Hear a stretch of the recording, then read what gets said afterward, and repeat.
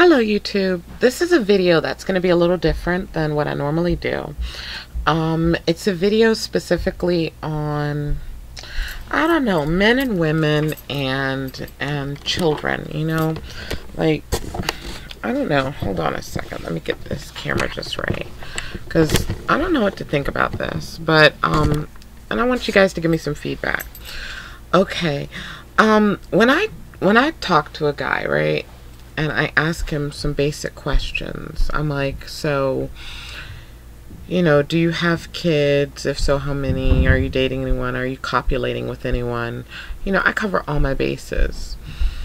You know, the first conversation in, I cover all my bases, because to be perfectly honest, I don't really believe in wasting my time. Time is valuable, and I'm not the kind of person to waste it.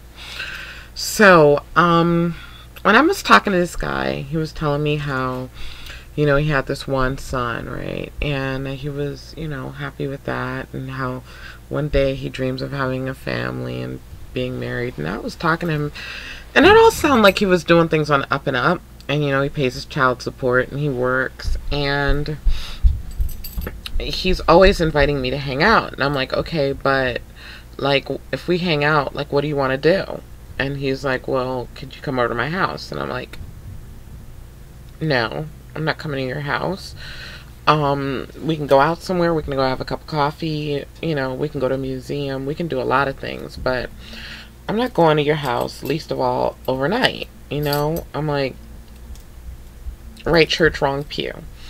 So I spoke to him today, and he's like, and I hear this child in the background, and I was like, that's a little girl. Like, I thought you have a son. And he's like, oh no, that's my niece.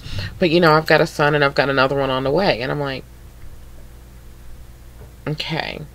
Umpteen conversations later, you just now mentioned you got another child on the way. And, you know, I love children. Let me just be clear on that. I do love children. In fact, I work with a charity that specifically works with sponsoring, you know, children who are being abused or have been abused or at risk of being abused and sex trafficked due to poverty.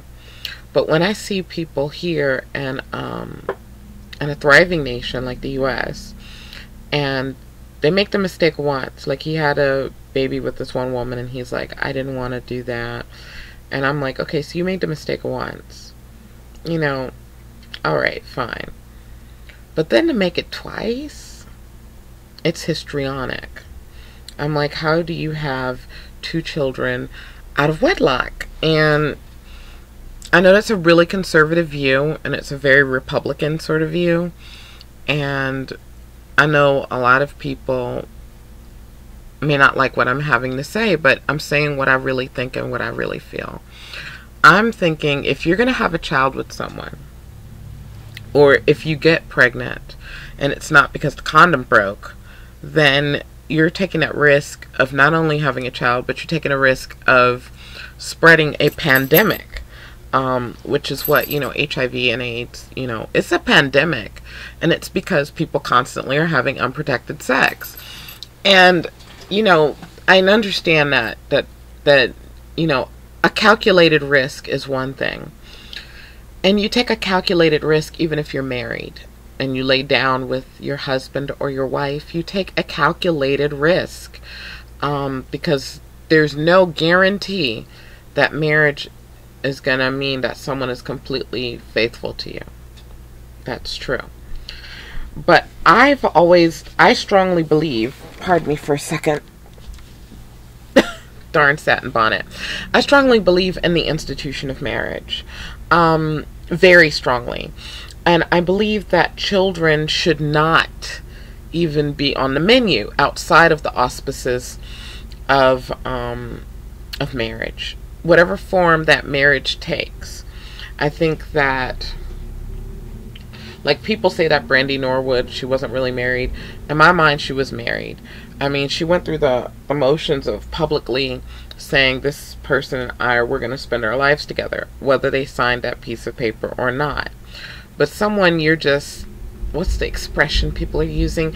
You're just kicking it with is not someone that you lay with in that manner. You don't give up all of who you are and open up that beautiful lotus petal to just any Tom, Dick, and Harry. I mean, and this is not just the women, this is the men too. You know, how can a man just willy-nilly lay with another woman? Any woman. You already have a child here. You can't afford to go out anywhere because you're paying child support. Yet you conceived another child in your financial situation.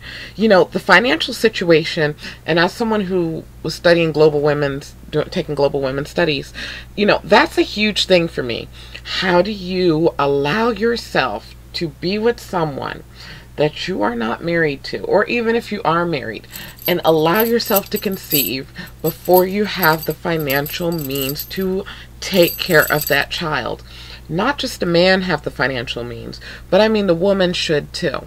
Things should be stable before children are born.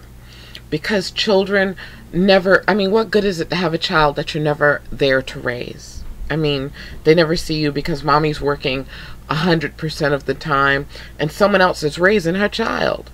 You know, I always said, you know, very early on, that I would rather be childless than to not be able to be there for my child, to not be able to participate in the raising and education of my child. I think that even if you have a governess, for example, who's participating in that education, someone needs to oversee that governess. Look at all these children who are being abused by the English nanny and the governess this. It happens. A governess is supposed to be an extra pair of hands, not the main person raising your child. And I'm just, you know, my mom and my grandmother, they had a very hands-on approach with me. You know, they were right there. I always knew I was loved. I always was nurtured, and I was raised with values. And though my mom and I don't always see eye to eye on, you know, wardrobe things, it's like, oh, that's showing a little too much cleavage. You know, you might want a little less of that, or that's too form-fitting. You know, little things like that. But big things like becoming an alcoholic, like doing drugs, like children, and what it means to be married and what it means to have a family, are core values that she ingrained in me from a very early, from very early on in my life. And I really and truly believe in them. I believe in these core values and these ideals. And I'm not saying that you can't have a successful relationship without marriage. I mean, without marriage. I'm not saying that. But what I am saying is, before you lay with somebody, before you allow their bodily fluids to exchange with yours, I'm saying that you should think, am I ready to be tethered to this person for the next 18 to 21 years, depending on what state you live in? A person can still be considered a minor technically up until the age of 21. Are you willing to be tethered to that responsibility? Because if you are, then maybe you should take the extra step and walk down the aisle with that person and say, this person is the person I'm going to, say I'm going to go ahead and spend these years with, because I'm already doing the acts that could involve me spending the next 18 to 21 years of my life tethered to this person. And men need to think about this too, because more often than not, they're the ones paying the child support. It doesn't, a lot of times men are paying child support, not women. And that's because there is really an uneven power balance in this, even in America, in the society. Women have less power. Women have less earning power for the most part. I'm not saying all women. I'm saying for the most part, that is generally the rule. I am a very radical feminist, and no, I'm not. Well, I do like steel-toe boots every now and again, but I prefer stilettos. And no, I don't hate all men on the planet. No, no, no. So, just in case any gentlemen watch this video and go, she's a man-hating butch, you know. Because I know when someone says they're a feminist, you know, that's the first thing that comes up. She's a man-hating butch. And I'm not. I'm not. Okay? I don't hate men. You know, I have a dad. And he's not a shining example of what a man should be. But, you know, he is my father, and he is a man. And, you know, so I had a grandfather who was a shining example of what a man should be. And, you know, so, you know, I'm cool with guys. Some of my best friends are guys. But that's off the topic. Let's get back on subject. I just want to know, like, what you all think. What do you all think about what I'm saying today? What do you all think about women all willy-nilly laying down, treating their bodies as, you know, nothing? I mean, what we have as women is a commodity. We have life. We are life in many ways. We are life. Sure, there's two sides to every coin, but one side isn't, you know, carrying life for 9 months. You know, women are life. You know, breasts, that's life. That it is, like, so important to breastfeed your child. Like, the nutrients, their immune system, their digestive system, their brain, yes, their intelligence, their brain and functions, all are developing off of what's coming out of these, out of breasts. So we are life. I mean, it's just what it is. We are life. And I think it's important that we treat ourselves with that respect and with the honor that, you know, of what we are. And even if, you know, you do want to just lay down randomly, you know, they make condoms of all sorts. Normally have some close by where I can show them on a picture. Oops, I do have some. See, I'm always ready to show what I believe in. I'm like, even if you're gonna engage in something, protect yourself. See this? These are condoms. Protect yourself. And if you don't know how to use a condom, there are lots of classes on how to properly use one. I mean, and women, you know, a lot of women fear having condoms for fear of being called a slut. Oh, she's a slut. She's a skank because she has condoms. No, you're smart. You're smart. You're smart. You should always have condoms. You should always have them. And not expired or damaged condoms. Another very important thing.